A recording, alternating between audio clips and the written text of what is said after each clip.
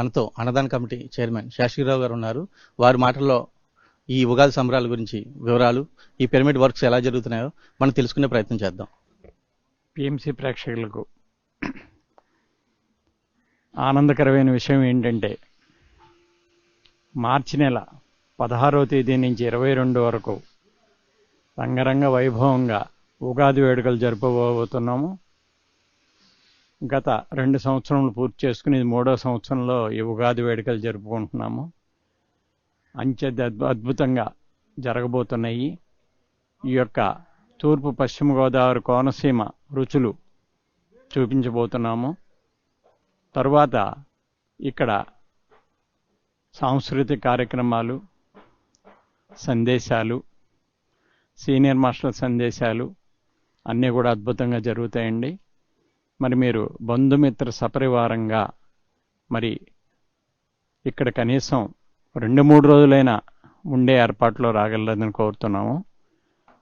పత్రిసారు ఈ 3 సంవత్సరాల క్రితం అన్నదాన కమిటీ బాధ్యతని నాకు అప్పచెప్పడం జరిగింది.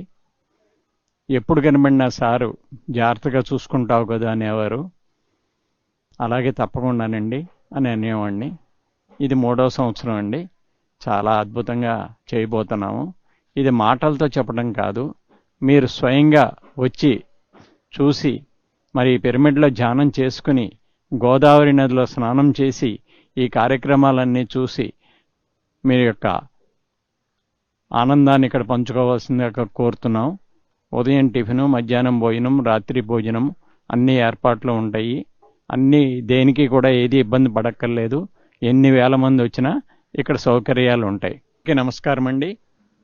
మార్చి నెల 16 నుంచి 22 వరకు మీరు ఎన్ని పనులున్నా అడ్జస్ట్మెంట్ చేసుకుని వశిష్ఠ గౌతమికి తప్పకుండా రావాల్సిందిగా కోరుతున్నాము. ఇక్కడ ఈ అన్నదానానికి ఎప్పుడైనా సరే పత్రిసారి చెబుతూ ఉంటారు, పంచితేనే పంచబడుతుంది అని. ఆ విధంగా తన్ మన్ ధన్ ఇవన్నీ కూడా ఉపయోగించుకుని చక్కగా ఈ పిరమిడ్ కన్స్ట్రక్షన్లో మీరు కూడా భాగస్వాములయ్యి అన్నదానంలో కూడా భాగస్వాములు అవుతారని కోరుతూ అందరికీ నమస్కారం. Thank you.